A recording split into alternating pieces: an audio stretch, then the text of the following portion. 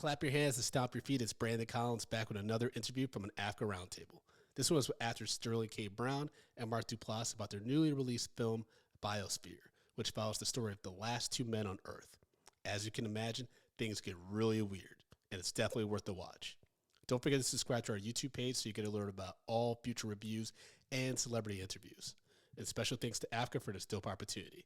Now here's my interview with Sterling K. Brown and Mark Duplass. Hey guys, Brandon Constant Media and Popcorn Podcast. I would love to talk about the story and how this just worked out with the you two coming together. So Mark, how did you come up with the story with the director and co-writer Mel Eslin? And what was her pitch to Sterling? And Sterling, what was it about the story that spoke to you as an artist? Yeah, I sort of birthed the beginning of this story about, two guys are in a dome and they're sort of arguing fiercely about Super Mario Brothers. And I didn't really know where it was going to go, but there was some hints that I would be dealing with some toxic masculinity, some stuff that was honestly bred into me as a man growing up in the South.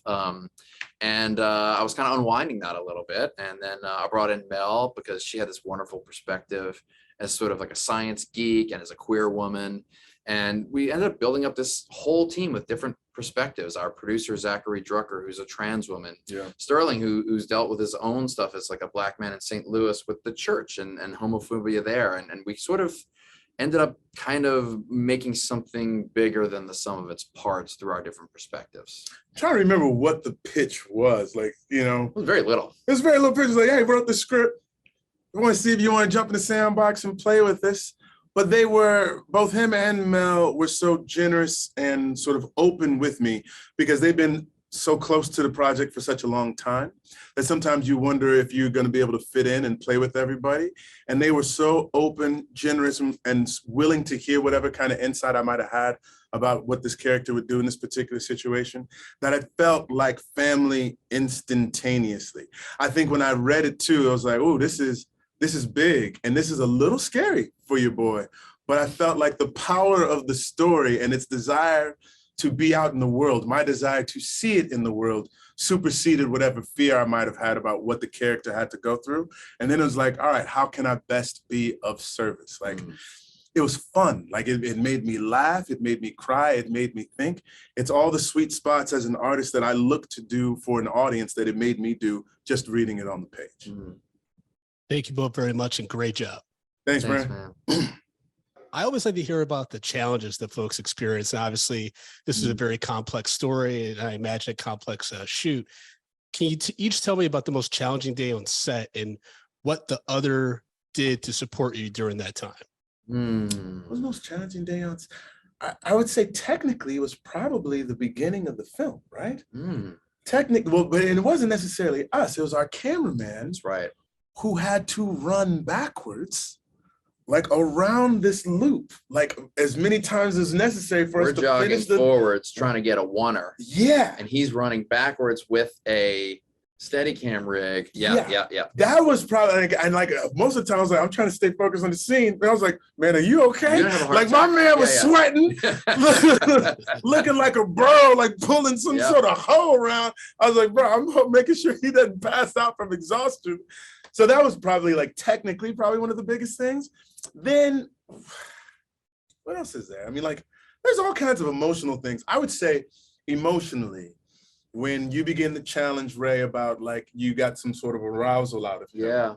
That was probably one of the most emotionally charged days because you're forcing someone out of their comfort zone and it doesn't feel good at all. And so and nastiness can spring out of that. And I think you were even saying like that's such a fine line because we don't want to lose our audience, but we also want to be truthful to that moment. This would not be an easy moment for that character.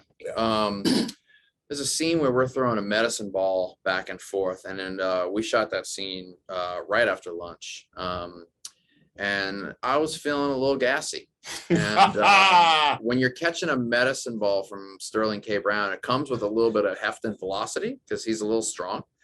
But I'm staying in the scene, but I got my legs up, I got my core engaged, and one of those hits was a little too strong.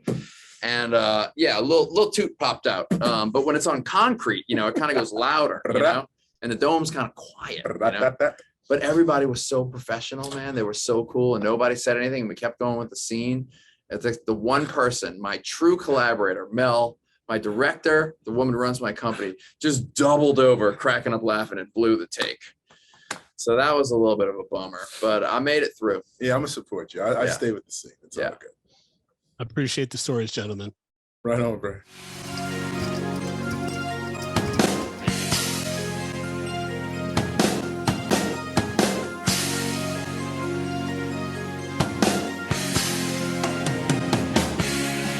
Medium popcorn, we are two niggas spoiling movies. Yeah. Brandon Collins, that's me, and Justin Brown for your movie needs. Medium popcorn, woo! You haven't seen it, well we're gonna spoil it. Spoil it in your face. That's your warning. So if you get pissed, it's all your fault.